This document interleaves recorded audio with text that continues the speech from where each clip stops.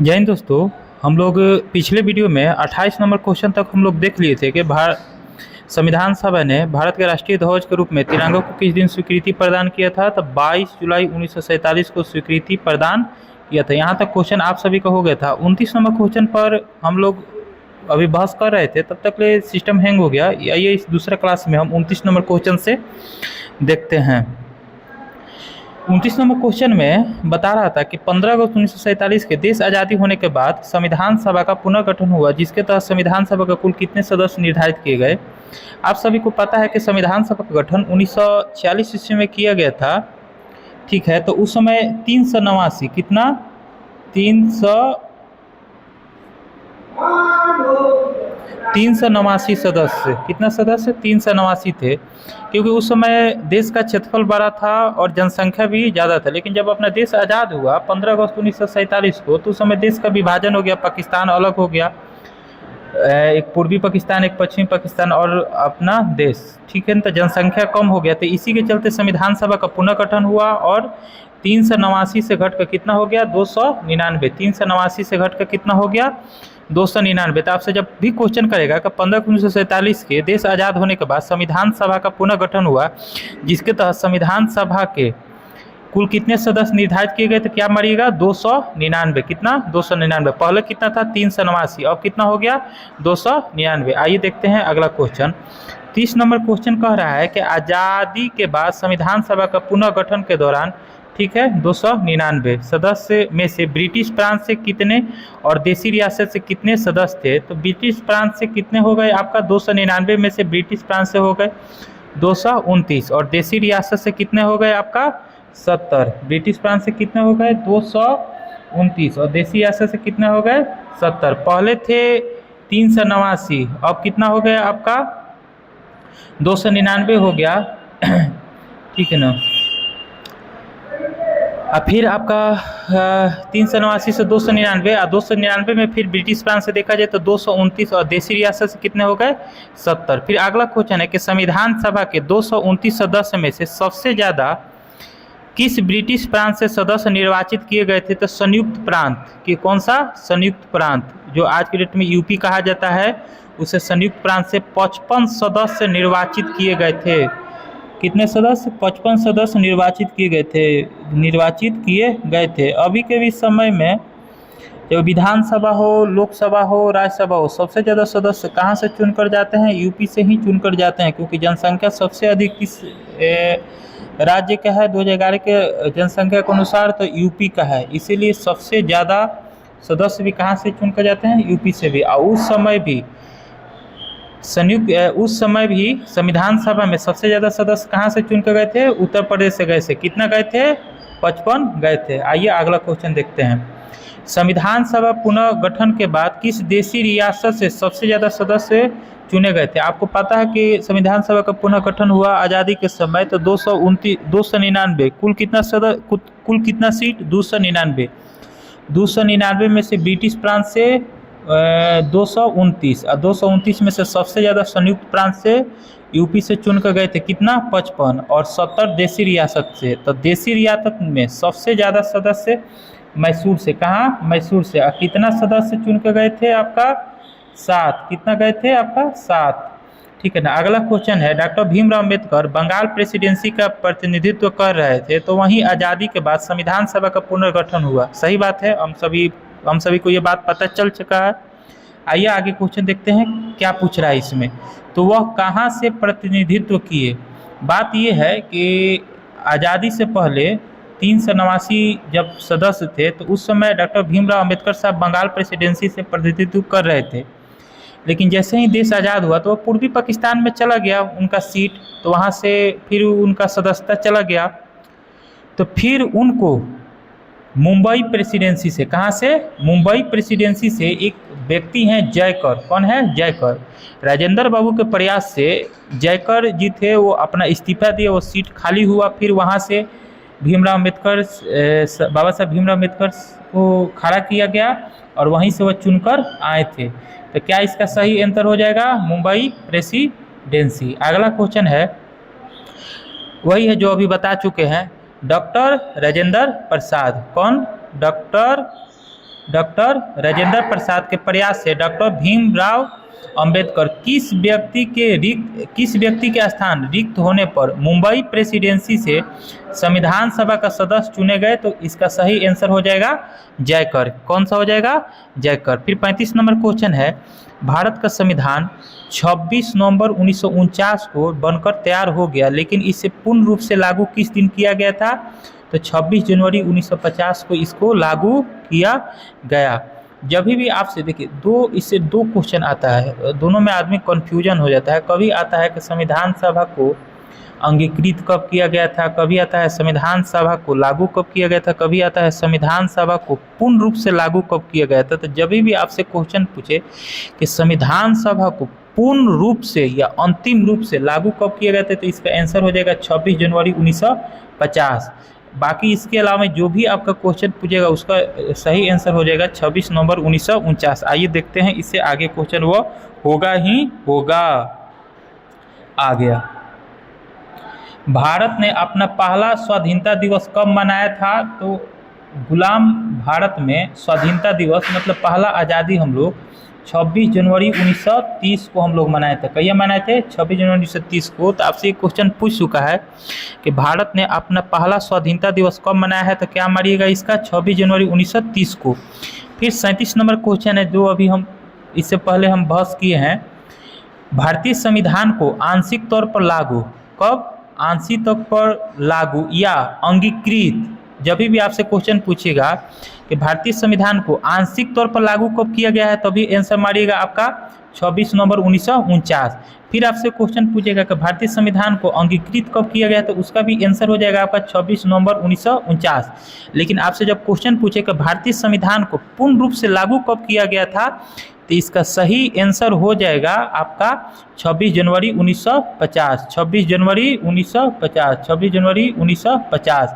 और जब भी कहे कि आंशिक तौर पर लागू कब किया गया था या अंगीकृत कब किया गया था, तो इसका आंसर आपका हो जाएगा आपका 26 नवंबर 1949। 26 नवंबर 1949, 26 नवंबर 1949। संविधान सभा का अंतिम बैठक किस दिन हुआ था? अब देखिए, संविधान सभा का प्रथम बैठक भी आप जान गए, सेकेंड बैठक, थर्ड बैठक, फिर कब क्या हुआ ना हुआ आप सब जान गए हैं।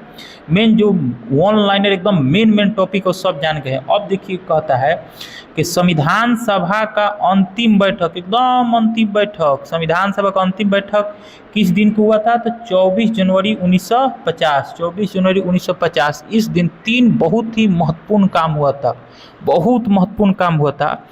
24 जनवरी किस दिन? 24 जनवरी 1950 को ही डॉक्टर राजेंद्र प्रसाद देश के राष्ट्रपति होंगे, या संविधान सभा के द्वारा सर्वसम्मति से स्वीकृति प्रदान किया गया। मतलब एकदम सब कोई के सहमति से डॉक्टर राजेंद्र प्रसाद को देश के, उस समय तो चुनाव हुआ नहीं था, खाली संविधान लागू था, तो संविधान सभा ने ही 26 जनवरी 1950 को डॉक्टर राजेंद्र प्रसाद को देश का प्रथम राष्ट्रपति बनाया। इसकी घोषणा किस दिन हुआ था? तो 24 जनवरी 1950 को ही संविधान सभा ने सर्वसम्मति से यह घोषणा किया कि डॉक्टर राजेंद्र प्रसाद देश के प्रथम राष्ट्रपति होंगे। यह एगो आपका पहला काम हो गया। अब देखते हैं कि दूसरा काम क्या है। दूसरा काम ये है, और तीसरा काम भी यही है, एक ही में बोल दे रहे हैं कि भारत के राष्ट्रगान जन गण मन, भारत के राष्ट्रगान जन गण मन और भारत के राष्ट्रीय गीत जिनका रचना बंकिम चंद्र चटर्जी, इन भारत के राष्ट्रगान और राष्ट्रीय गीत दोनों को 24 जनवरी 1950 को संविधान सभा ने स्वीकार किया। संविधान सभा ने स्वीकार किया। तो आपसे क्वेश्चन पूछेगा कि राष्ट्रगान को संविधान सभा ने किस दिन स्वीकार किया, तो मारिएगा 24 जनवरी 1950। राष्ट्रगीत को संविधान सभा ने किस दिन स्वीकार किया, तो इसका भी आप सभी आंसर मारिएगा 24 जनवरी 1950। अगला क्वेश्चन आ गया, संविधान सभा की अंतिम बैठक 24 जनवरी 1950 को हुआ, उसी दिन कितने सदस्य वहां मौजूद थे जो भारतीय संविधान पर हस्ताक्षर किए? आपसे ये क्वेश्चन पूछ चुका है। 284। प्रथम बैठक में 211, प्रथम बैठक में 211, साइन अंतिम बैठक में 24 जनवरी 1950 हुआ था, अंतिम बैठक में कितना हो गया आपका?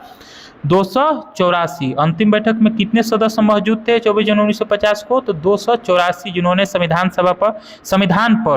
पर हस्ताक्षर किए।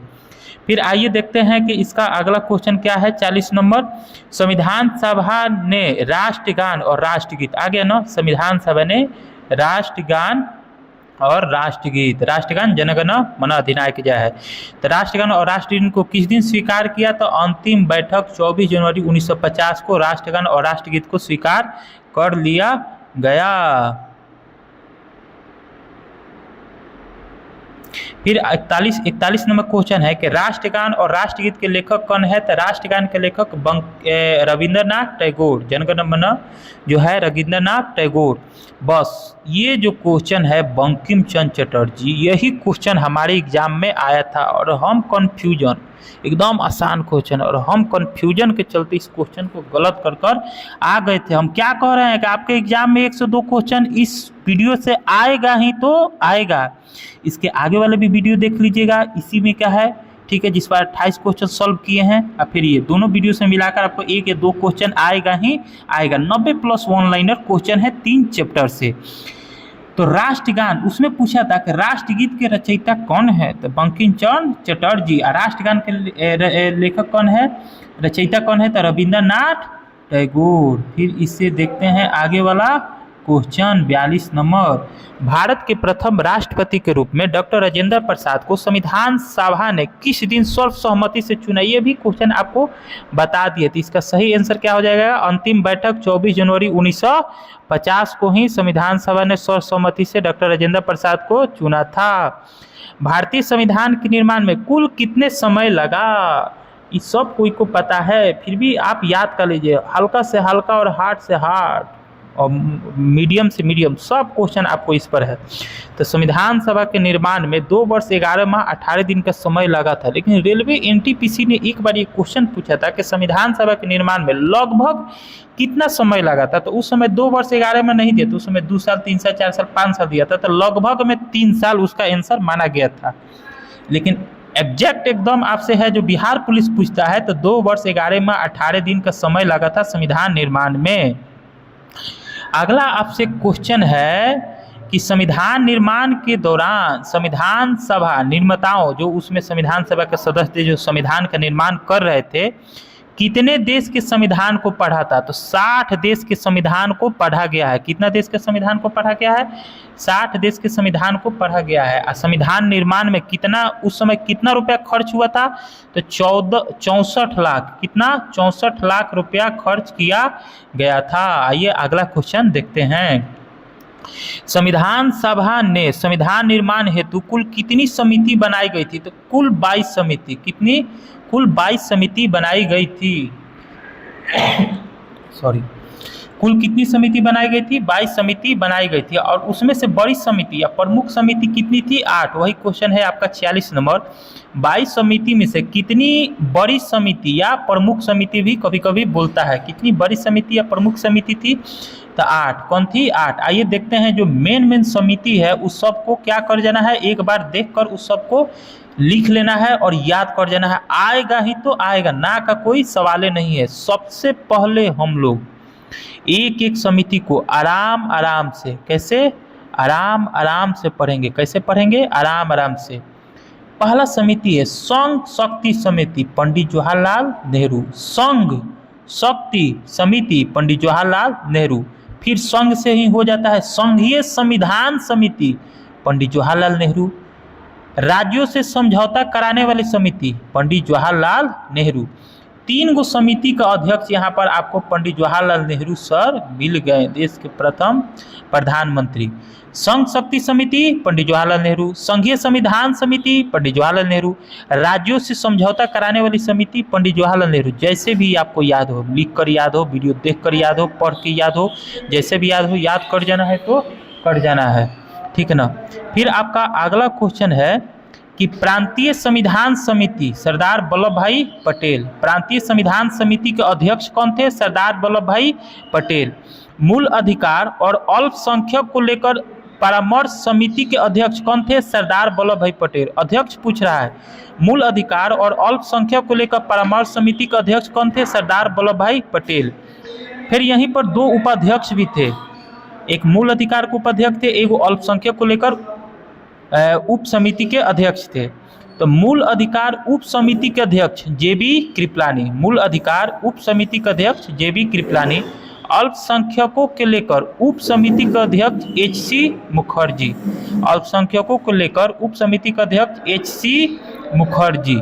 आइए इसको फिर से एक बार देखते हैं, बहुत ही इम्पोर्टेंट है। जितना भी समिति है, प्रमुख समिति है, उसका अध्यक्ष कौन कौन रह चुके हैं, इसको एक बार फिर से देख लीजिए एक बार में ही। संघ शक्ति समिति पंडित जवाहरलाल नेहरू, संघीय संविधान समिति पंडित जवाहरलाल नेहरू, राज्यों से समझौता कराने वाली समिति पंडित जवाहरलाल नेहरू, प्रांतीय संविधान समिति सरदार वल्लभ भाई पटेल। मूल अधिकार और अल्पसंख्यकों को लेकर परामर्श समिति के अध्यक्ष कौन थे, सरदार वल्लभ भाई पटेल। मूल अधिकार उप समिति के अध्यक्ष जेबी कृपलानी। अल्पसंख्यकों को लेकर उप समिति के अध्यक्ष एचसी मुखर्जी, एचसी मुखर्जी। ये आपका अब लास्ट, ये इतना ही आपका समिति का अध्यक्ष बच गए हैं, इसको भी देख लीजिए। प्रक्रिया नियम समिति डॉक्टर राजेंद्र प्रसाद, प्रक्रिया नियम समिति डॉक्टर राजेंद्र प्रसाद अध्यक्ष रहते हुए भी, देखिए समिति का अध्यक्ष हैं कौन, राजेंद्र प्रसाद। तो प्रक्रिया नियम समिति का अध्यक्ष कौन थे, राजेंद्र प्रसाद। संविधान सभा का अध्यक्ष रहते हुए भी प्रक्रिया नियम समिति का अध्यक्ष डॉक्टर राजेंद्र प्रसाद। संचालन समिति डॉक्टर राजेंद्र प्रसाद। प्रारूप समिति, ये आपको बता चुके हैं कि प्रारूप समिति का अध्यक्ष भी भीमराव अम्बेडकर, यहाँ भी आपको दे देते हैं कि जितना भी समिति है एक साथ हो गया है। प्रारूप समिति के भी अध्यक्ष भीमराव अम्बेडकर। झंडा समिति जेबी कृपलानी, झंडा समिति के अध्यक्ष कौन थे, जेबी कृपलानी। देखिए ये क्वेश्चन और ये क्वेश्चन में डाउट हो जाता है कभी कभी, तो यहीं पर आप एक लाइन में अगर आपसे क्वेश्चन पूछेगा कि झंडा समिति अध्यक्ष कौन थे, जेबी कृपलानी, फिर आपसे क्वेश्चन पूछेगा कि राष्ट्रीय ध्वज को लेकर तदर्थ समिति का अध्यक्ष कौन थे, तो राजेंद्र प्रसाद। राष्ट्रीय ध्वज को लेकर तदर्थ समिति का अध्यक्ष कौन थे, राजेंद्र प्रसाद। फिर आपसे पूछेगा कि कार्य संचालन समिति के एम मुंशी, कार्य संचालन समिति के एम मुंशी, कार्य संचालन समिति के एम समिति। सदन समिति पटाभी सीता रमैया, सदन समिति पटाभी सीता रमैया, सदन समिति पटाभी सीता रमैया। फिर से एक बार ऊपर से देख लिया जाए, प्रक्रिया नियम समिति राजेंद्र प्रसाद, प्रक्रिया नियम समिति राजेंद्र प्रसाद, प्रक्रिया नियम समिति राजेंद्र प्रसाद।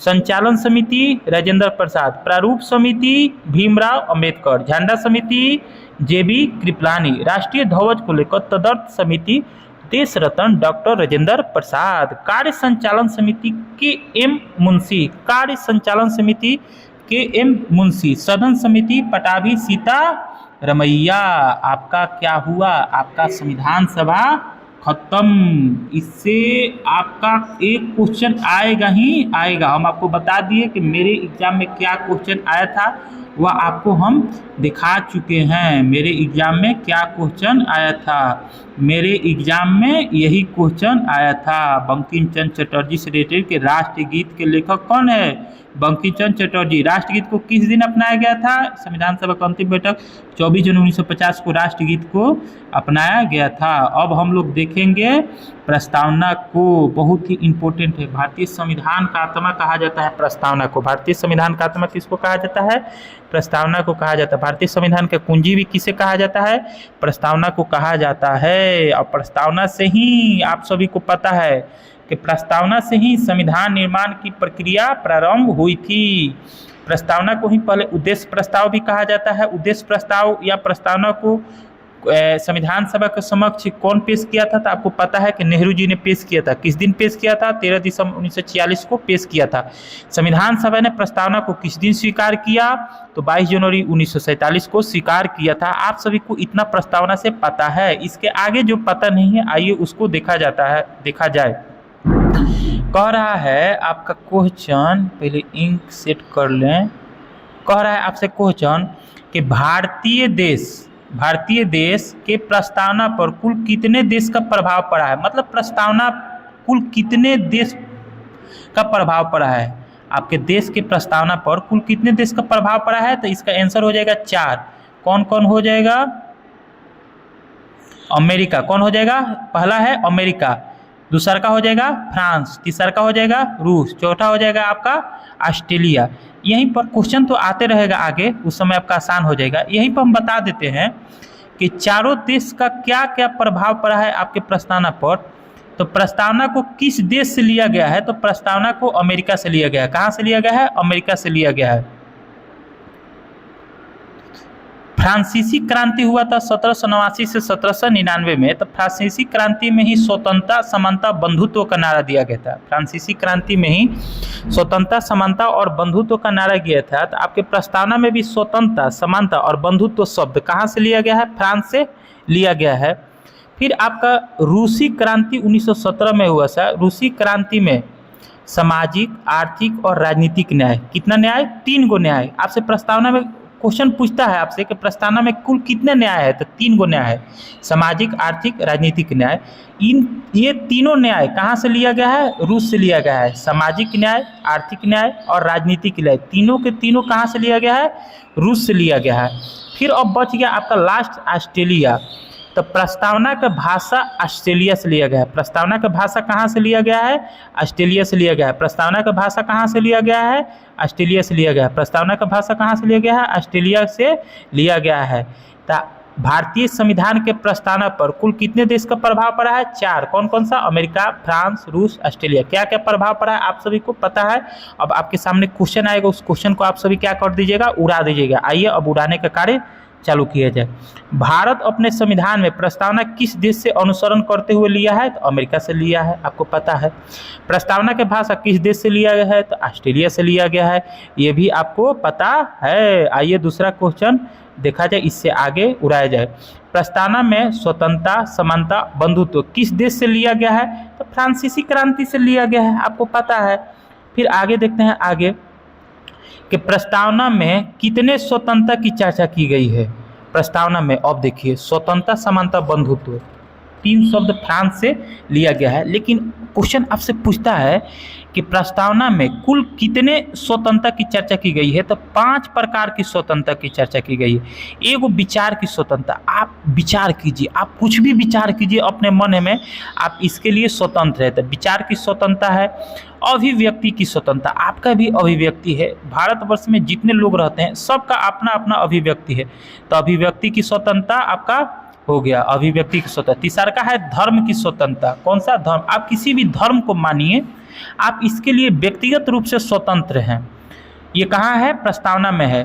तो विचार की स्वतंत्रता, अभिव्यक्ति की स्वतंत्रता, धर्म की स्वतंत्रता। ये हो गया विश्वास, आप कोई कुछ भी विश्वास कीजिए, आप विश्वास करने के लिए क्या है? स्वतंत्र है। चौथा आपका हो गया विश्वास की स्वतंत्रता। पांचवा हो गया आपका उपासना की स्वतंत्रता। आप किसी के लिए, मतलब किसी भी वस्तु के लिए आप उपासना कर सकते हैं, आप इसके लिए भी क्या है? स्वतंत्र हैं। तो प्रस्तावना में कुल कितने प्रकार की स्वतंत्रता की चर्चा की गई है? तो 5 प्रकार की स्वतंत्रता की चर्चा की गई है। प्रस्तावना में कितने समानता की चर्चा की गई है? तो प्रस्तावना में 2 समानता की चर्चा की गई है और बंधुत्व में 1 बंधुत्व का ही चर्चा किया गया है।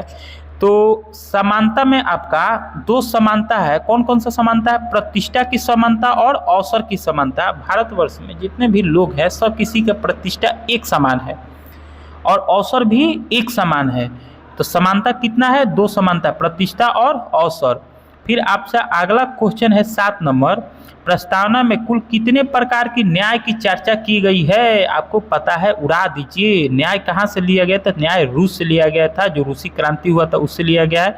कितने प्रकार की न्याय की चर्चा की गई है? तो 3 प्रकार के न्याय की चर्चा की गई है, सामाजिक न्याय, आर्थिक न्याय और राजनीतिक न्याय। सामाजिक न्याय, आर्थिक न्याय और राजनीतिक न्याय। आइए अगला क्वेश्चन देखते हैं प्रस्तावना को।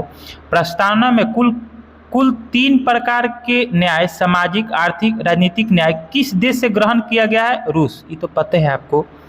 अब देखिए, ये रहा आपका प्रस्तावना। प्रस्तावना पर सुप्रीम कोर्ट का 3 गो स्टेटमेंट तो बहुत आया है प्रस्तावना पर, लेकिन जो 3 गो स्टेटमेंट है हमेशा आपके एग्जाम में पूछता है,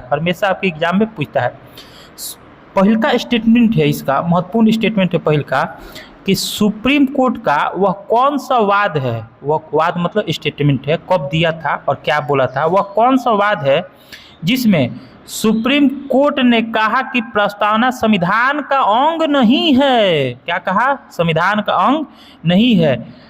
जिस कारण संसद इसमें संशोधन नहीं कर सकती है। तो बेरूवारीवाद 1960, इस समय आपके देश के प्रधानमंत्री कौन थे? नेहरू जी थे। और नेहरू जी बड़ा शौक से सबसे पहले प्रस्तावना को ही संविधान सभा में पेश किया था। अब बताइए, इन्हीं के रहते हुए सुप्रीम कोर्ट कह रहा है कि जो प्रस्तावना है वो संविधान का अंग नहीं है और संसद इसमें संशोधन नहीं कर सकती है। तो कौन सा वाद था?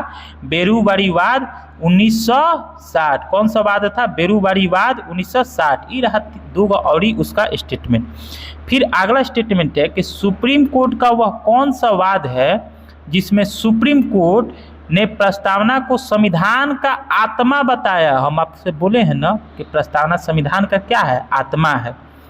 तो वही क्वेश्चन पूछ रहा है कि सुप्रीम कोर्ट का वह कौन सा वाद है जिसमें सुप्रीम कोर्ट ने प्रस्तावना को संविधान का आत्मा बताया है। तो गोलकनाथवाद 1967, गोलकनाथवाद 1967, गोलकनाथवाद 1967।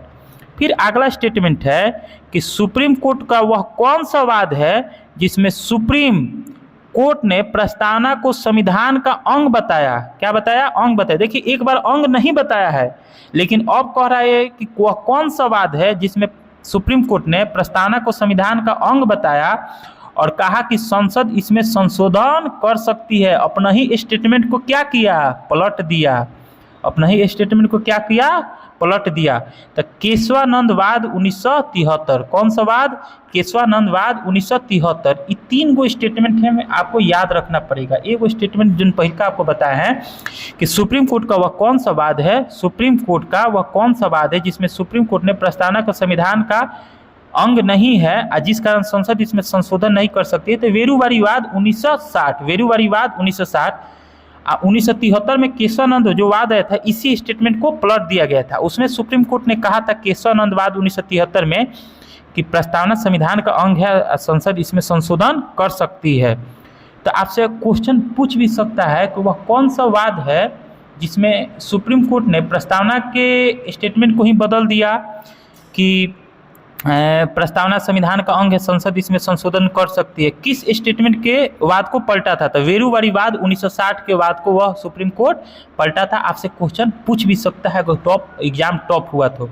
फिर दो स्टेटमेंट यहाँ रह गया था कि प्रस्तावना संविधान का आत्मा है। तो गोलकनाथवाद 1967 संविधान का अंग है और संसद इसमें संशोधन कर सकती है। तो केशवानंदवाद 1973।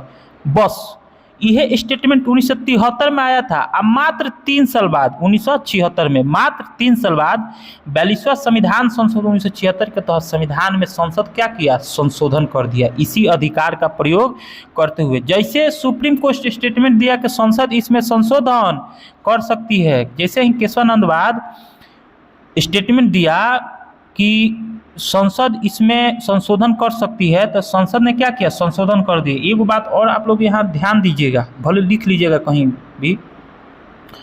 अभी तक का सबसे ज़्यादा पीठ बेंच वाला अगर कोई पीठ लगा है तो केशवानंदवाद। कौन सा वाद? केशवानंदवाद। कौन सा वाद? केशवानंदवाद। फिर से याद रखिएगा, अभी तक, अभी तक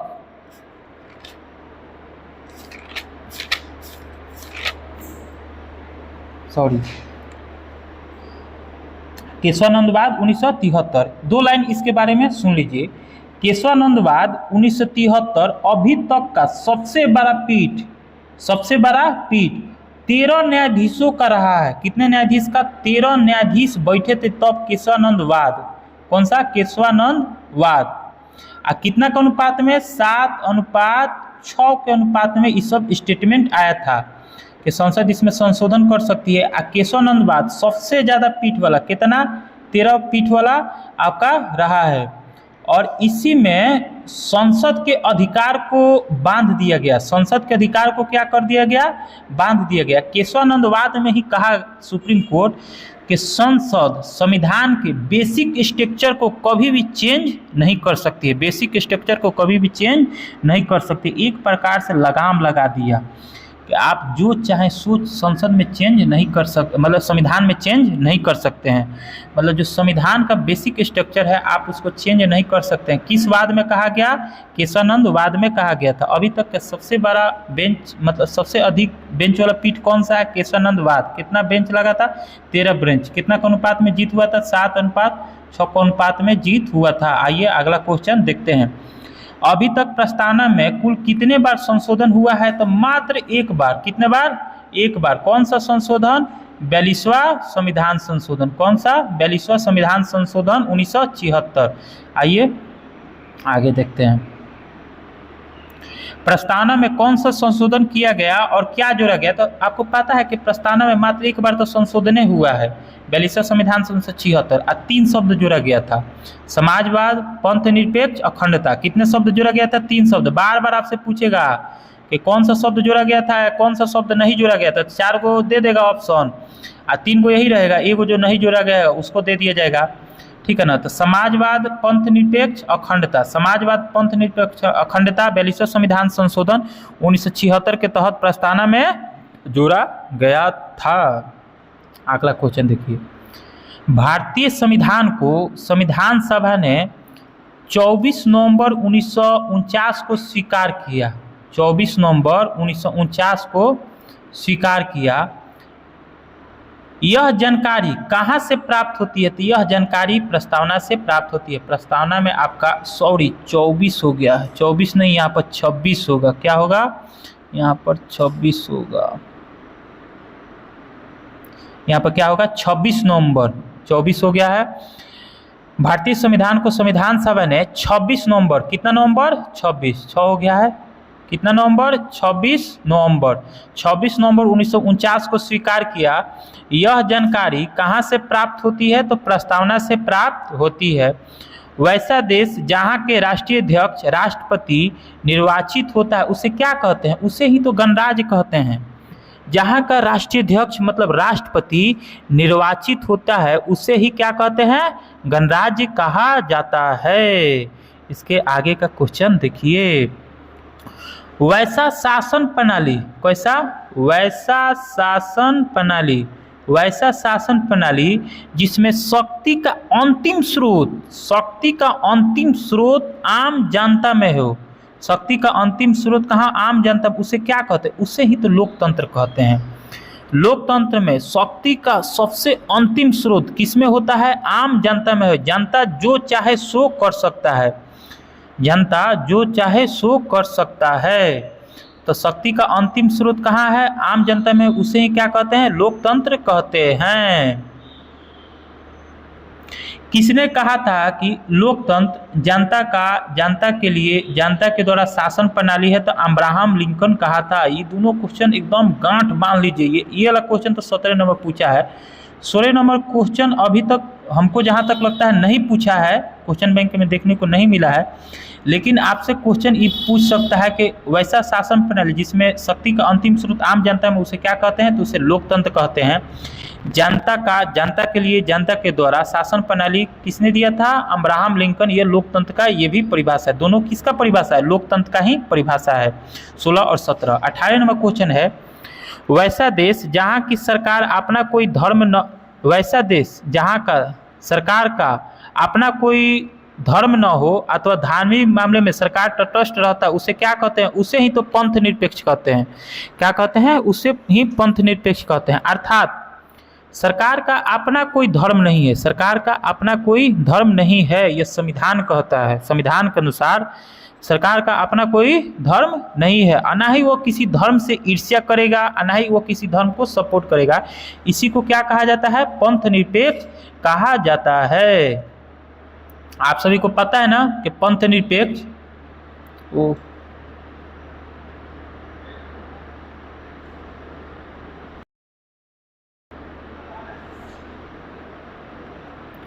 आप सभी को पता है ना कि पंथ निरपेक्ष 42वां संविधान संशोधन 1976 के द्वारा जोड़ा गया है।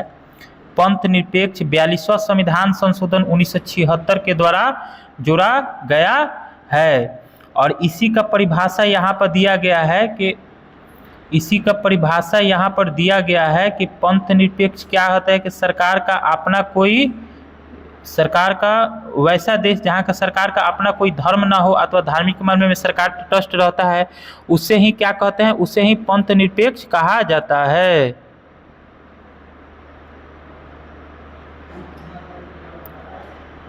आइए देखते हैं अगला क्वेश्चन 19 नंबर। भारत संवैधानिक तौर पर पंथ निरपेक्ष राष्ट्र कब बना? तो भारत संवैधानिक तौर पर पंथ निरपेक्ष राष्ट्र 3 जनवरी 1977 को बना। किस दिन बना? 3 जनवरी 1977 को बना। क्यों बना?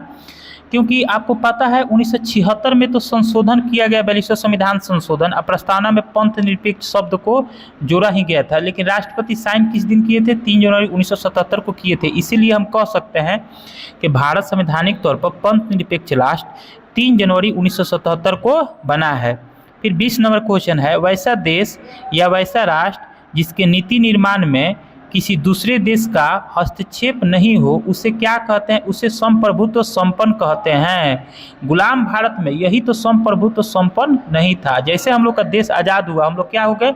संप्रभुत्व संपन्न है। कोई भी नियम कानून हम लोग बना सकते हैं, कोई भी बाहरी देश हम लोगों को हस्तक्षेप नहीं करेगा। यही संप्रभुत्व संपन्न है, यही आज़ादी है। क्या है? यही आज़ादी है। फिर आपसे अगला क्वेश्चन पूछा है जो इसमें हम आपको बता दिए हैं, भारत एक संप्रभुत्व संपन्न राष्ट्र बना। तो 15 अगस्त 1947 को भारत संप्रभुत्व संपन्न राष्ट्र बना। अब प्रस्तावना का अंतिम टॉपिक चल रहा है, 6-7 को स्टेटमेंट है जो आपके एग्जाम में एक ना एक अइबे करेगा। बोल रहा है प्रस्तावना पर विद्वान लोग हैं जो अपना मत दिए हैं, यही मत आपसे पूछ देता है कि फलाना मत कौन आदमी दिया, चिलाना मत कौन आदमी दिया। यही आपसे 21 नंबर क्वेश्चन पूछा है कि किसने प्रस्तावना को संविधान का परिचय पत्र कहा था? N.A. पाल्की, प से पाल्की, प से परिचय पत्र। तो किसने संविधान को परिचय पत्र कहा? तो N.A. पाल्की ने संविधान की प्रस्तावना को परिचय पत्र कहा। फिर क्वेश्चन है 22 नंबर के, किसने प्रस्तावना को संविधान का सबसे सम्मानित भाग या आत्मा बताया? सबसे सम्मानित भाग या आत्मा बताया किसको? प्रस्तावना को संविधान का। तो पंडित ठाकुर प्रसाद भार्गव। कौन? पंडित ठाकुर प्रसाद भार्गव। फिर अगला स्टेटमेंट है, किसने प्रस्तावना की तुलना अमेरिकी स्वतंत्रता की घोषणा पत्र से किया? तो मोहम्मद हिदायतुल्लाह। कौन? मोहम्मद हिदायतुल्लाह आपके सुप्रीम कोर्ट के पूर्व मुख्य न्यायाधीश भी रह चुके हैं। तो 3 गो स्टेटमेंट आप लोग यहाँ देख लिए थे कि प्रस्तावना को संविधान का परिचय पत्र, प से परिचय पुत्र, प से पाल्की। तो प्रस्तावना को संविधान का परिचय पत्र किसने कहा? तो N.A. पाल्की वाले ने कहा। प्रस्तावना को संविधान का सबसे सम्मानित भाग या आत्मा किसने बताया? तो पंडित ठाकुर प्रसाद भार्गव ने बताया। प्रस्तावना की तुलना अमेरिकी स्वतंत्रता के घोषणा पत्र से किसने किया था? तो मोहम्मद हिदायतुल्लाह, ये आपके देश के सुप्रीम कोर्ट के पूर्व मुख्य न्यायाधीश भी रह चुके हैं। आइए अगला क्वेश्चन देखते हैं। प्रस्तावना को संविधान का कुंजी किसने कहा था? Ernest Barker. कौन कहता है? Ernest Barker. प्रस्तावना को संविधान का कुंजी किसने कहा? Ernest Barker. ये नाम थोड़ा टफ है लेकिन आप इसको याद कर लीजिएगा, अर्नेस्ट बारकर। कैसे भी याद करना हो, लिख के याद करना हो, लेकिन इसको याद कर लीजिएगा कि प्रस्तावना को संविधान का कुंजी किसने कहा? Ernest Barker. प्रस्तावना को संविधान का कुंजी किसने कहा? Ernest Barker. फिर अगला स्टेटमेंट है, किसने कहा कि प्रस्तावना हमारे दीर्घकालिक सपनों का विचार है? सर अलादी कृष्ण अय्यर। खूब पूछता है, ये वाला खूब पूछता है। किसने कहा कि प्रस्तावना हमारे दीर्घकालिक सपनों का विचार है? तो सर अलादी कृष्ण अय्यर। फिर आपका अगला क्वेश्चन है, थोड़ा सा इसको क्लीन कर दिया जाए, क्लीन, हाँ अब हुआ कि किसने कहा कि प्रस्तावना हमारे संप्रभुत्व लोकतांत्रिक गणराज्य का भविष्य फल है? K.M. मुंशी। ये भी आपका भी आई है और ये भी आपका भी आई है। किसने कहा कि प्रस्तावना हमारे संप्रभु लोकतांत्रिक गणराज्य का भविष्य फल है? तो K.M. मुंशी ने कहा था। फिर आपका अगला है कि संविधान को, प्रस्तावना नहीं, संविधान को एक पवित्र दस्तावेज की संज्ञा किसने दिया था? तो बाबा साहब भीमराव अंबेडकर साहब ने संविधान को एक पवित्र दस्तावेज की संज्ञा दिया था, पवित्र दस्तावेज का संज्ञा दिया था। दोस्तों ये रहा आपका प्रस्तावना। अब हम लोग पढ़ेंगे लास्ट टॉपिक, संविधान का स्रोत। हम लोग 2 टॉपिक पढ़ लिए। पहला टॉपिक हम लोग पढ़े हैं संविधान सभा, दूसरा का है प्रस्तावना, 2 हम लोग पढ़ लिए। तीसरा का टॉपिक है संविधान का स्रोत। मात्र 5 से 7 मिनट का वीडियो है, एकदम इसमें संविधान का स्रोत बहुत ही VVI, जितना भी टॉपिक है वो सभी क्या है VVI, आलतू फालतू कुछ नहीं है। स्रोत में तो बहुत कुछ है, लेकिन जो आपके एग्जाम में क्वेश्चन आया है और आगे आएगा, उसी के आधार पर संविधान का स्रोत से कौन कौन सा क्वेश्चन आ सकता है, हमने चैप्टर से उस टॉपिक को ऑनलाइनर बना दिया है।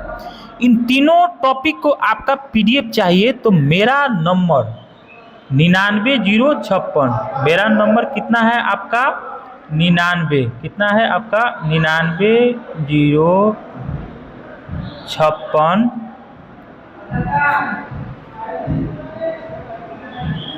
99 056 54 148, 99 056 54 148। आप इस व्हाट्सएप पर मैसेज कीजिएगा, व्हाट्सएप नंबर इस पर मैसेज कीजिएगा कि हमको नोट्स चाहिए, हम आपको उस पर व्हाट्सएप के माध्यम से ही हम आपको नोट्स दे देंगे, ठीक है। तो आपका तीसरा का टॉपिक हम दे रहे हैं यहाँ पर है आपका संविधान का स्रोत। आइए देखते हैं इससे क्वेश्चन समय न गवाते हुए। विश्व का पहला लिखित संविधान किस देश का है? तो अमेरिका का है। विश्व का पहला लिखित संविधान किस देश का है? अमेरिका का है। फिर आपसे क्वेश्चन पूछा है दूसरा का, विश्व का सबसे बड़ा लिखित संविधान किस देश का है? भारत का है। विश्व का सबसे बड़ा लिखित संविधान किसका है? भारत का है। भारत में त्रिस्तरीय शासन प्रणाली का प्रारंभ हुआ 73वां संविधान संशोधन 1992 के तहत। जब संशोधन नामक चैप्टर आप सभी को बताएंगे तो उसमें 73, 74 सब बताएंगे। तो 73वां संविधान संशोधन 1992 के तहत पंचायत को 11वीं अनुसूची में शामिल किया गया, 11वीं अनुसूची को शामिल किया गया है। वैसे ही आपके देश का जो शासन प्रणाली है त्रिस्तरीय हो गया। पहला आपका हो गया केंद्र स्तर पर, आपको केंद्र स्तर पर शासन किया जाता है, वहाँ का एक सरकार हो गया। दूसरा आपका हो गया राज्य स्तर पर। फिर आपका तीसरा हो गया पंचायत स्तर पर, यहाँ पंचायत स्तर पर। तो आप पर शासन कितने स्तर पर किया जाता है? 3 स्तर पर। एगो आपका हो गया आपका केंद्र हो गया, एगो हो गया आपका केंद्र, दूसरा का आपका हो गया राज्य स्तर पर, तीसरा का आपका हो गया पंचायत स्तर पर। आइए इसके आगे का टॉपिक देखते हैं। कह रहा है क्वेश्चन, ये टॉपिक है आपका, क्वेश्चन नहीं है, टॉपिक है। एक के बार में आपको इसमें क्वेश्चन और आंसर दोनों दे दिया गया है, इसको लिख लीजिएगा। भारतीय संविधान वयस्क मताधिकार का प्रावधान करता है। भारतीय संविधान वयस्क मताधिकार का प्रावधान करता है कि जो भी मत देंगे वो क्या रहेंगे? वयस्क रहेंगे। वयस्क मतलब वो आदमी सोच सकता है, समझ सकता है कि हमारे देश का कौन सा नेता मतलब अच्छा रहेगा, मतलब हमारे देश के लिए कौन सा ठीक रहेगा, इसी वो वयस्क हो जाए। मतलब सोचने समझने की क्षमता जिस भी इंसान में विकसित हो जाता है उसको क्या कहा जाता है? वयस्क कहा जाता है। यही पूछ रहा है कि यही कह रहा है ये टॉपिक कि भारतीय संविधान वयस्क मताधिकार का प्रावधान करता है। 4 नंबर आपका टॉपिक है कि क्वेश्चन है कि किस संविधान संशोधन के तहत मतदान की आयु, मतदान की यहाँ पर आयु छूट गया है, मतदान की आयु 21 वर्ष से घटाकर 18 वर्ष कर दिया गया था। 21 वर्ष से घटाकर आपका 18 वर्ष कर दिया गया था, 18 वर्ष कर दिया गया था, 21 वर्ष से। तो यहाँ पर आपका हो जाएगा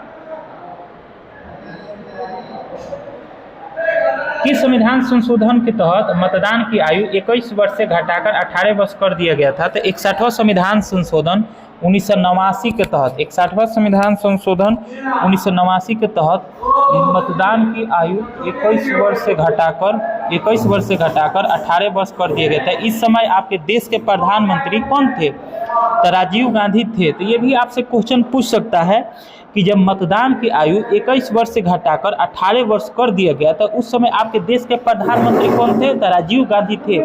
राजीव गांधी का जब आपका बात आया तो उससे रिलेटेड और आप एक क्वेश्चन सुन लीजिए। आपके देश का सबसे युवा प्रधानमंत्री राजीव गांधी ही रह चुके हैं अभी तक का।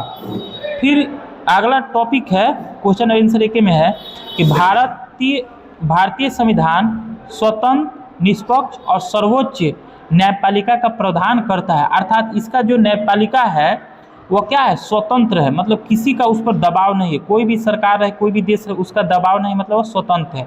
निष्पक्ष है, मतलब वो पक्ष और विपक्ष दोनों को एक समान नज़रिए से देखेगा।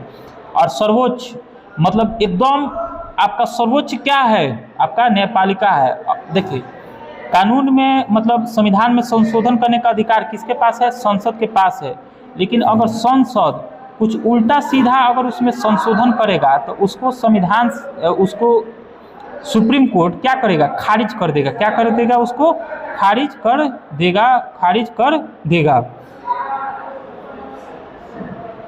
फिर अगला टॉपिक है कि भारतीय संविधान क्या है, अंशतः कठोर और अंशतः क्या है, लचीला है। भारतीय संविधान आपका क्या है, अंशतः कठोर और अंशतः लचीला है। इसका आइए अगला टॉपिक देखते हैं।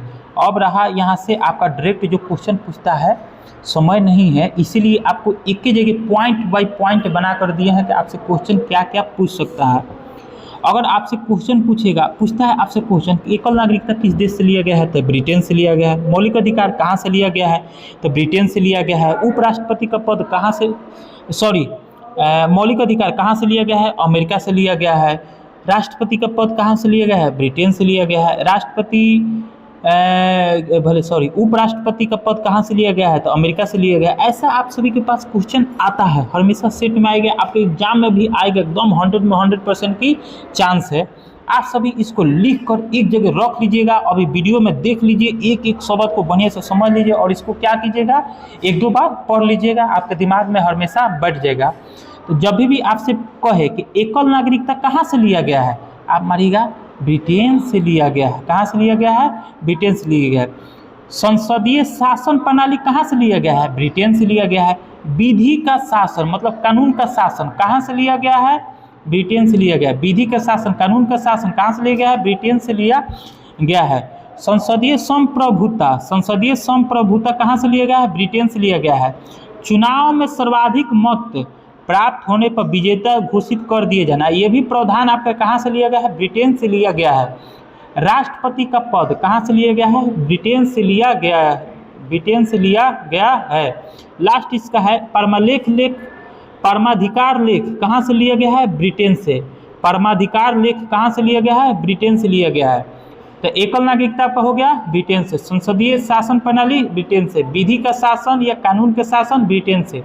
संसदीय संप्रभुता ब्रिटेन से। चुनाव में सर्वाधिक मत प्राप्त होने पर विजेता घोषित कर दिए जाना ब्रिटेन से।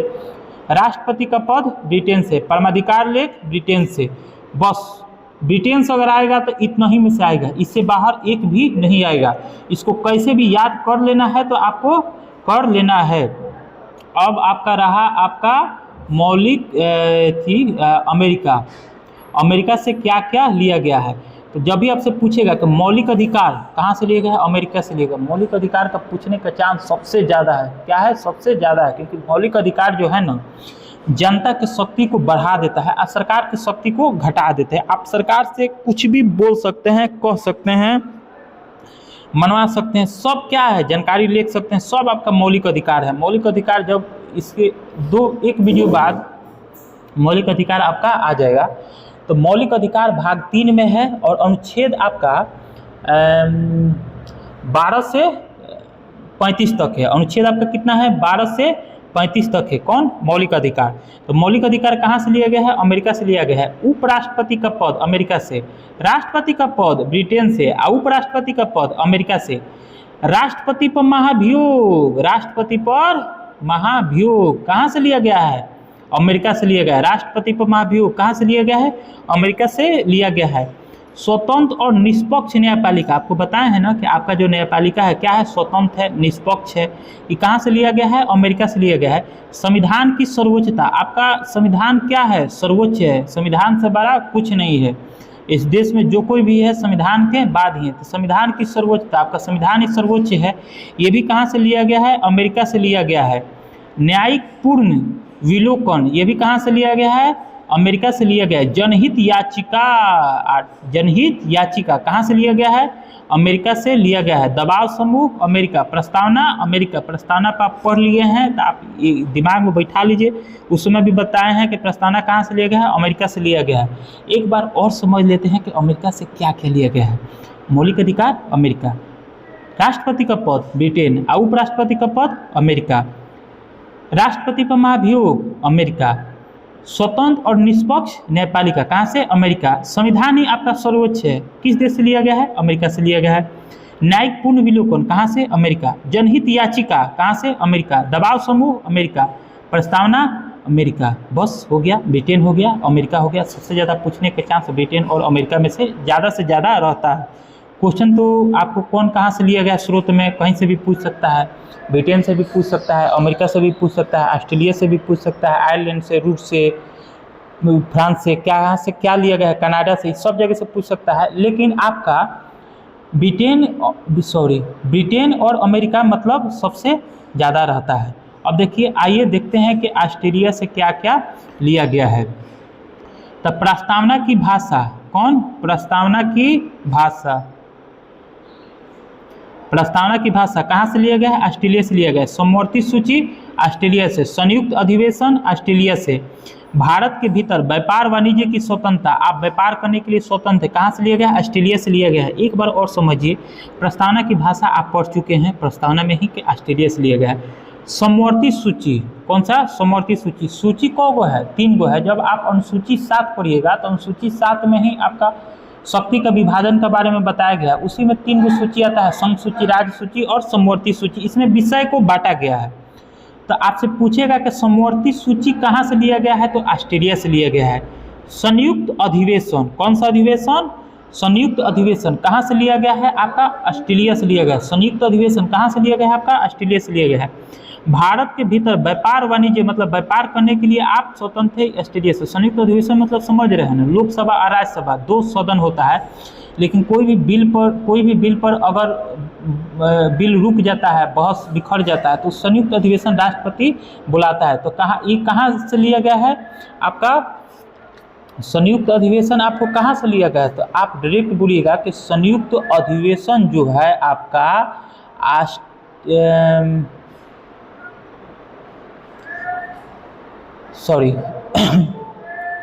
पूछेगा आपसे कि संयुक्त अधिवेशन कहाँ से लिया गया है? तो संयुक्त अधिवेशन आपका ऑस्ट्रेलिया से लिया गया है। संयुक्त अधिवेशन अनुच्छेद 108 में इसका प्रावधान किया गया है।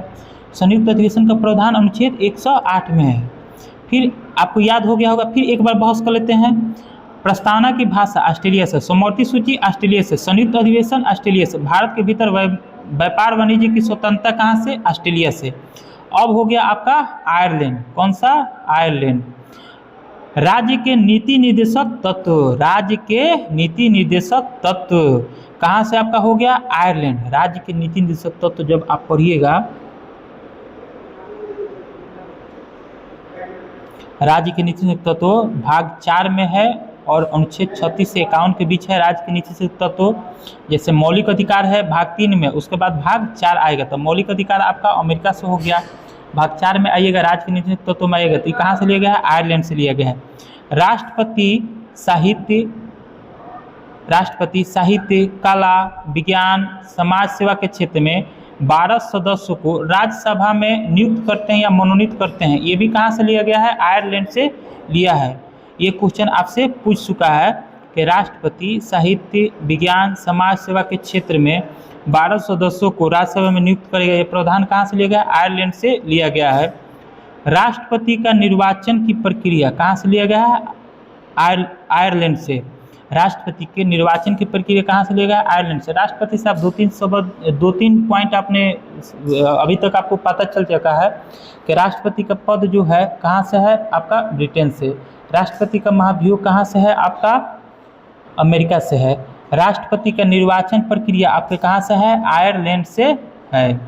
आइए देखते हैं इसके आगे का क्वेश्चन।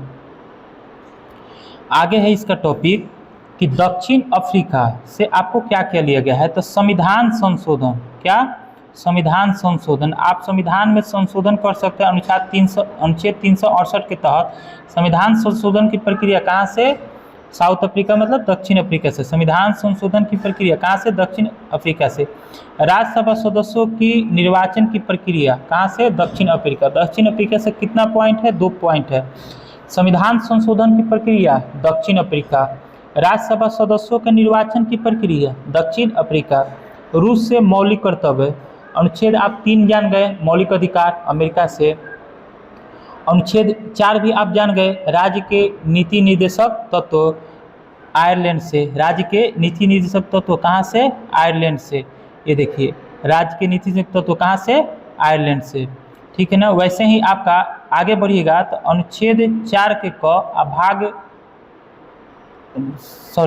भाग 4 के क अनुच्छेद में 51 के क क्या है आपका? मौलिक कर्तव्य। मौलिक कर्तव्य कहाँ से लिया गया है? रूस से लिया गया है। कहाँ से लिया गया है?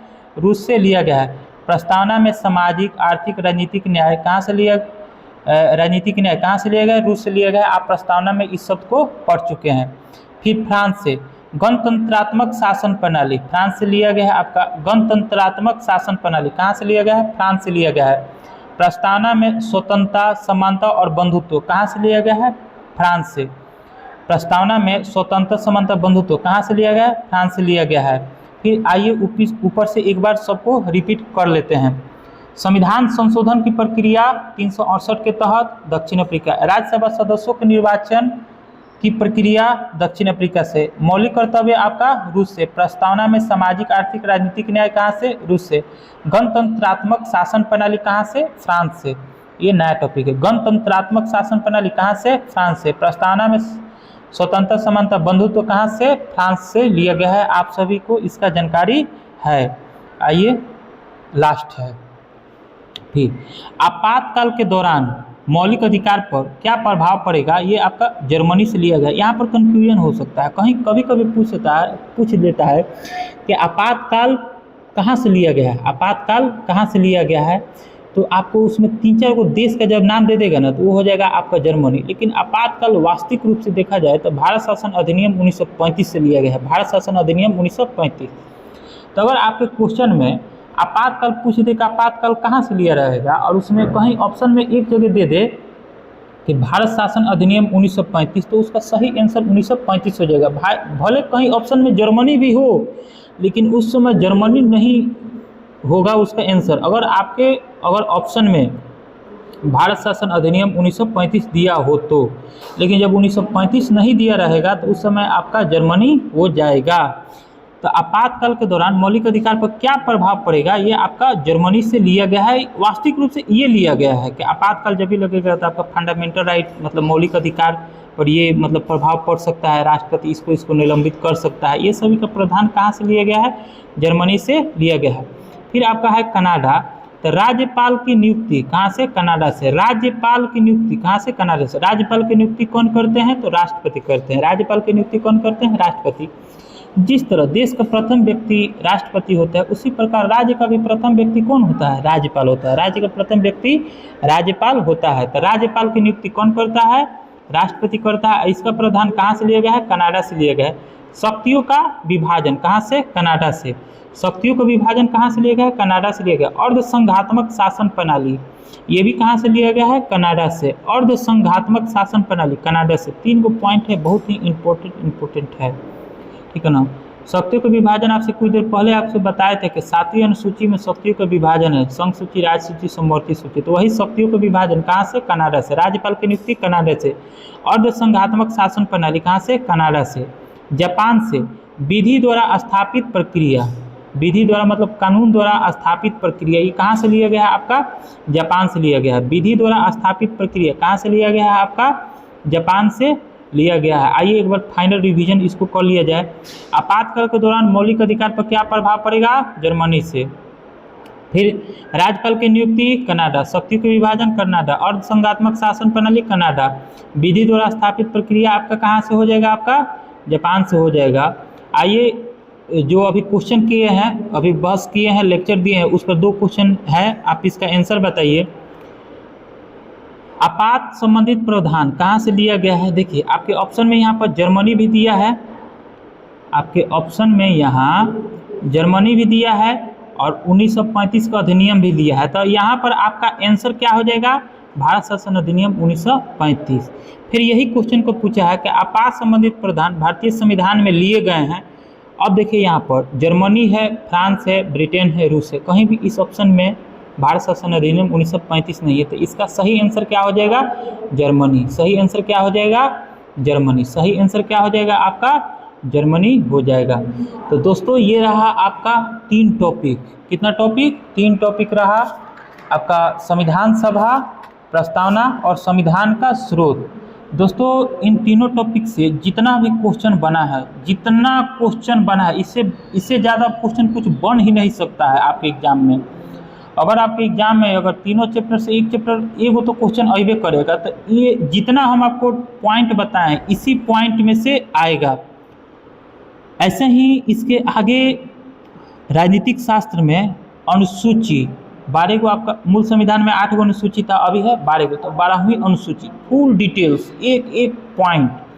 और अधिनियम रेगुलेटिंग एक्ट 1773 से लेके भारतीय स्वतंत्रता अधिनियम 1947 तक जितना भी अधिनियम आया है और क्या चेंजिंग हुआ है, उससे एगो क्वेश्चन आपके एग्जाम में आएगा ही आएगा। एगो क्वेश्चन आपके एग्जाम में आएगा ही आएगा, इसमें कोई शक है ही नहीं, इसमें कोई शक है ही नहीं। तो अनुसूची और अधिनियम 2 गो पॉइंट से अगला जो भी वीडियो आएगा वो रहेगा। दोस्तों ऐसे ही वीडियो पाने के लिए और इस बार बिहार पुलिस मध्य निषेध में रिजल्ट में एक सीट कंफर्म करने के लिए एकदम इस चैनल को सब्सक्राइब कर लीजिए, बेल आइकन को घंटी को दबा दीजिए। पूरा सिलेबस आपका 15 से 20 दिन में, 22 दिन आपके एग्जाम के हैं, 15 से 20 दिन में पूरा सिलेबस मेरे तरफ से जितना होगा, जितना हम सिलेबस में बता चुके हैं एक वीडियो बनाकर आपको कौन कौन सा टॉपिक से क्वेश्चन पूछता है, हम सभी आपको पढ़ा देंगे, कोई भी टॉपिक नहीं छोड़ेंगे। जय हिंद, जय भारत।